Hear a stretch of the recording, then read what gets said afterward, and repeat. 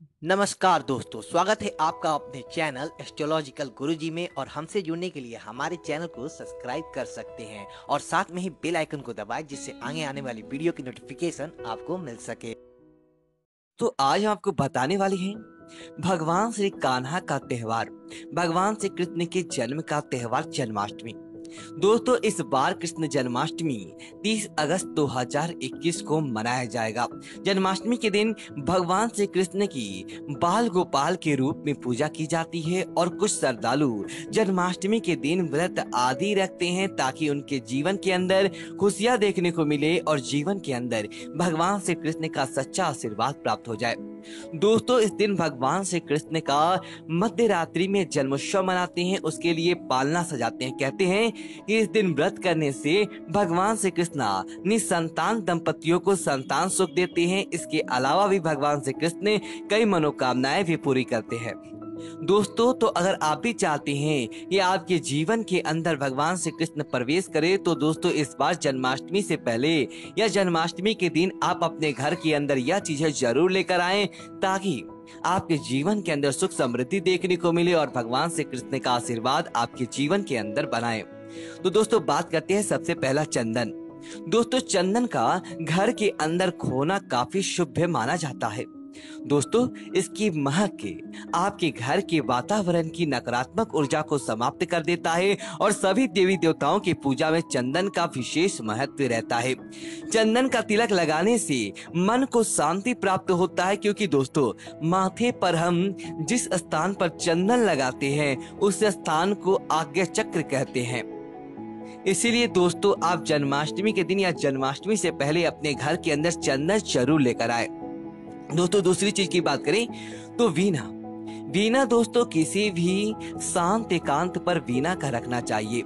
माना जाता है कि जिस स्थान पर वीणा होता है वहां पर उस घर की उस माता सरस्वती की कृपा बढ़ती रहती है और साथ ही साथ जीवन के सभी सदस्यों के अंदर बुद्धि का विकास उत्पन्न होता है। इसी के साथ ही घर के अंदर आने वाली छोटी मोटी परेशानियां अपने आप ही हल होने लगता है और अपने घर में कभी धन की कमी नहीं रहता है। दोस्तों, इसी तरह इस बात का विशेष ध्यान रखें, जन्माष्टमी भगवान श्री कृष्ण का त्योहार है, तो गाय के गुड़ से बना घी भगवान श्री कृष्ण को बहुत ज्यादा प्रिय होता है। ऐसा माना जाता है कि घर के गाय के दूध से बना शुद्ध देसी घी जरूर रखना चाहिए और नियमित रूप से इसका सेवन करते रहना चाहिए। इससे शरीर भी स्वस्थ रहता है। और दोस्तों, विशेष तौर पर ध्यान रखें कि जन्माष्टमी के दिनों के आसपास जन्माष्टमी के दिन घी का दीपक भगवान श्री कृष्ण को लगाने से भगवान श्री कृष्ण बहुत ज्यादा प्रसन्न होते हैं और सामने वाले व्यक्ति के जीवन के अंदर खुशियां भर देते हैं और उसके जीवन के अंदर जो विकार होते हैं उनको समाप्त कर देते हैं और उनके जीवन के अंदर आने वाली सारी की सारी बाधाओं का निवारण कर देते हैं। इसी तरह दोस्तों, शहद। दोस्तों, भगवान श्री कान्हा जी को शहद बहुत ज्यादा प्रिय होता है। आप क्या करें, जन्माष्टमी से पहले आप अपने घर की रसोई घर के अंदर शहद नहीं है तो जन्माष्टमी से पहले आप जरूर खरीद ले। घर में शहद रखने से दोस्तों एक दो वास्तु के कई दोष शांत हो जाते हैं। साथ ही साथ पूजन के अंदर भी शहद बहुत जरूरी होता है। सभी देवी देवताओं की शहद अर्पित किया जाता है, उन्हें भोग लगाया जाता है। और दोस्तों, विशेष तौर से ध्यान रखें कि जन्माष्टमी के दिन तो भगवान श्री कान्हा जी को शहद का भोग जरूर लगाएं और साथ ही साथ आप जन्माष्टमी के दिन शहद का अभिषेक भी भगवान श्री कृष्ण को जरूर करें ताकि आपके जीवन के अंदर सच्ची कान्हा जी की भक्ति का आशीर्वाद बना रहे। दोस्तों, इसी तरह शीतल जल। और दोस्तों, क्या करें, जन्माष्टमी से पहले ये आप नियम कर ले कि अपने पूजा घर के अंदर किसी स्टील या तांबे के पीतल के लोटे के अंदर रोजाना जल भर के रखे और इसके बाद उस जल का इस्तेमाल अगले दिन आप अपने पीने के लिए कीजिए और आपके पीने के पात्र के अंदर डाल दीजिए। और दोस्तों, ऐसा माना जाता है कि जन्माष्टमी के आसपास भगवान श्री कृष्ण ने अपनी विशेष छटा की करती है। और दोस्तों, उस छटा का तत्पर अगर आपके पूजा घर के माध्यम से और आपके घर के अंदर रखे पानी के अंदर पड़ गया तो समझ लीजिए दोस्तों, कोई भी आपका बाल भी बांका नहीं कर पाता और आपके जीवन के अंदर भगवान श्री कृष्ण की ऐसी कृपा देखने को मिलती है कि आप अपने कुंडली के माध्यम से मालामाल हो जाते हैं। दोस्तों, बात करते हैं अगली चीज, बांसुरी। दोस्तों, भगवान श्री कृष्ण को बांसुरी बहुत ज्यादा प्रिय होता है। जिस घर में बांसुरी होता है वहां धन और प्रेम की कभी कमी नहीं रहता है और वास्तु के अनुसार भी इसे अपने घर के अंदर रखना काफी शुभ माना गया है। बांस की बांसुरी घर के अंदर रखने से ग्रह क्लेश की समस्याएं भी दूर होने लगता है।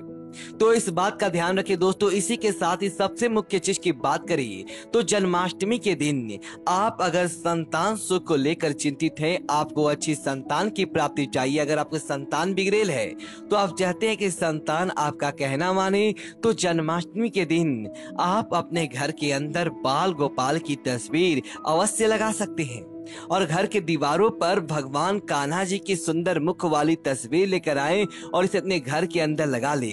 दोस्तों आप देखेंगे कि दिन दुगनी रात चौगनी गति से आपके घर के अंदर माता लक्ष्मी प्रवेश करती हैं, आपको अच्छी संतान की प्राप्ति होती है और आपके जीवन के अंदर किसी प्रकार की कमी होती है तो वह अपने आप ही दूर होने लगता है, क्योंकि दोस्तों आपके ऊपर साक्षात कान्हा जी का आशीर्वाद मिल जाता है। इस तरह दोस्तों इस बात का ध्यान रखें कि भगवान श्री कृष्ण की माथे पर हमेशा मोर पंख सुशोभित रहा है और जिस किसी व्यक्ति के घर के अंदर मोर पंख होता है उससे हमें लीजिए कि भगवान श्री कृष्ण का विशेष आशीर्वाद प्राप्त होता है और ऐसे व्यक्ति के अंदर भगवान श्री कान्हा जी का आशीर्वाद निश्चित तौर पर बना रहता है। तो आप इस जन्माष्टमी अपने घर की तिजोरी और अपने घर की पूजा घर के अंदर एक मोर पंख जरूर ला के रख दे, क्योंकि दोस्तों जिस मोर पंख को भगवान कृष्ण ने स्वयं अपने माथे पर स्नान दिया है तो समझ लीजिए कि आपके जीवन के अंदर वो मोर पंख कितना फायदा करवाता है और देखते ही देखते आपके घर परिवार के अंदर अपने आप ही खुशियां दौड़ने लगती हैं।